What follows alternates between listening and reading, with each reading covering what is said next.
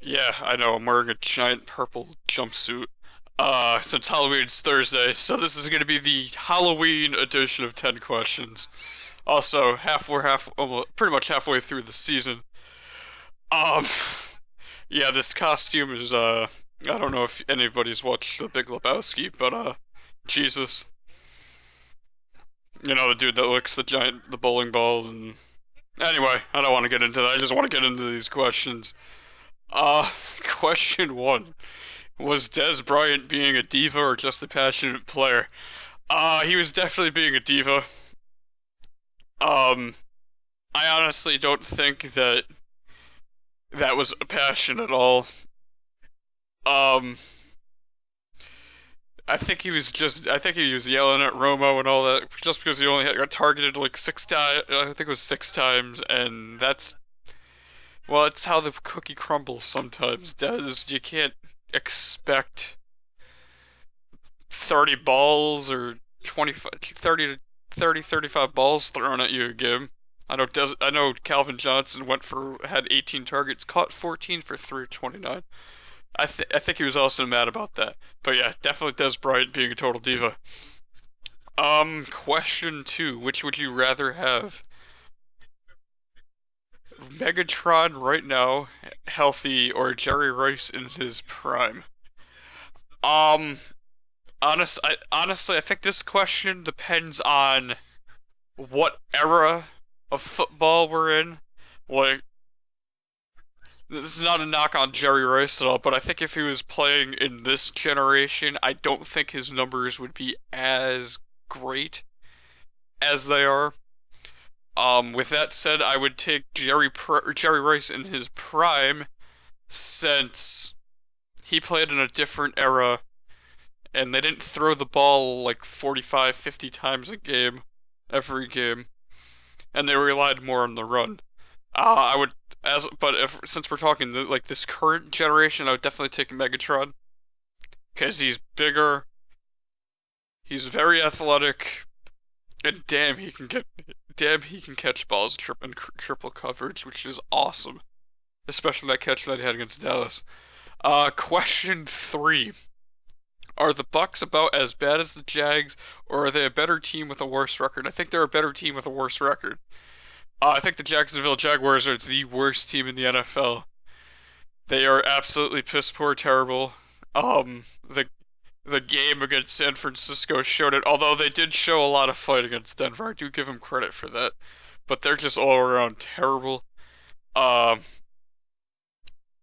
Tampa, I can't. At this point, I think we really do need to start blaming Shiano. They haven't won a game this season. They've got the talent's good enough. I know injuries have started to pop up with Doug Martin. Um, but I think they can end up with a few wins by the end of the season. I don't see them going winless. I can see 5-11, maybe 4-12, and that might save Shiano's job, but I highly doubt it. Question number four: are we having some sort of renaissance with white wide receivers? Going back to '07, yes. Wes Welker, Eric Decker, um, I Glass House Danny Amendola. Um, hell, if you want to add what tight ends here, Gronkowski, Jordan Cameron, Owen Daniels until he got hurt. Another wide receiver, Jordy Nelson. I think we are having some sort of renaissance, but yeah, that is having some sort of renaissance with white wide receivers. Number five. Do the Chiefs deserve to be number one in the power rankings since they're still undefeated? Yes. I don't care. I know they've played like crap the last few weeks.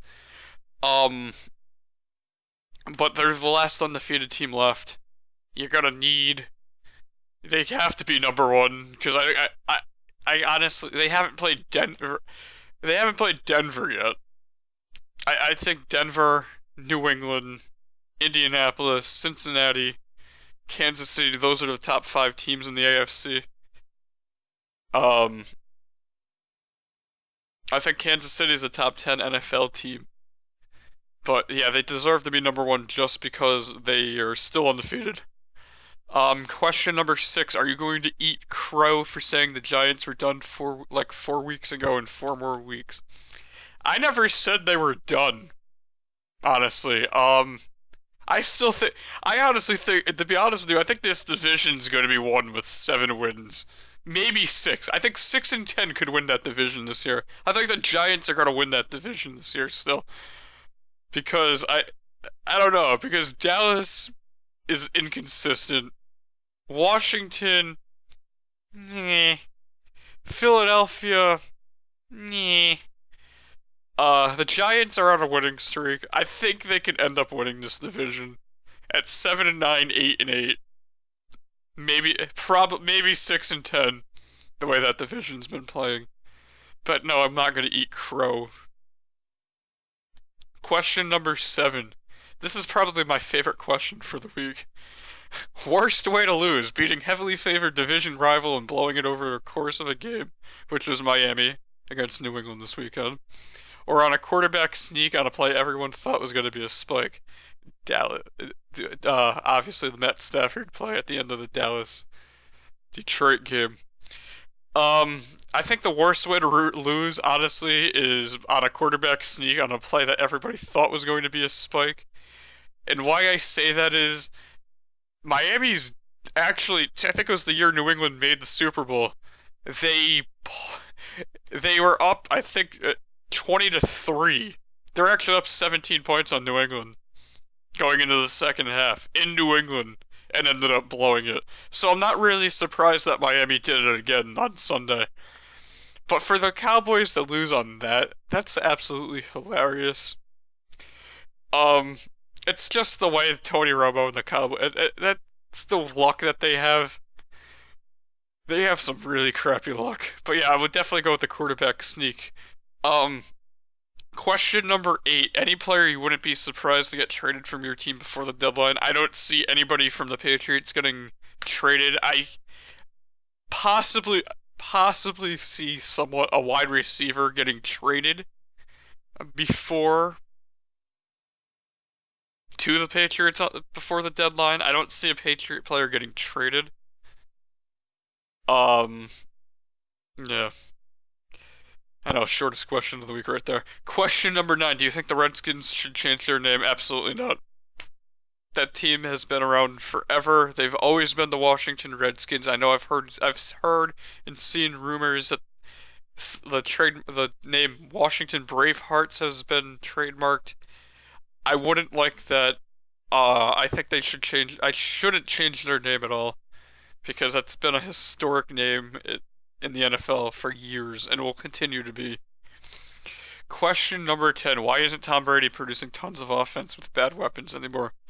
Because I wouldn't say they're bad weapons. Let's also remember, Amendola's been hurt. Gronkowski has been hurt.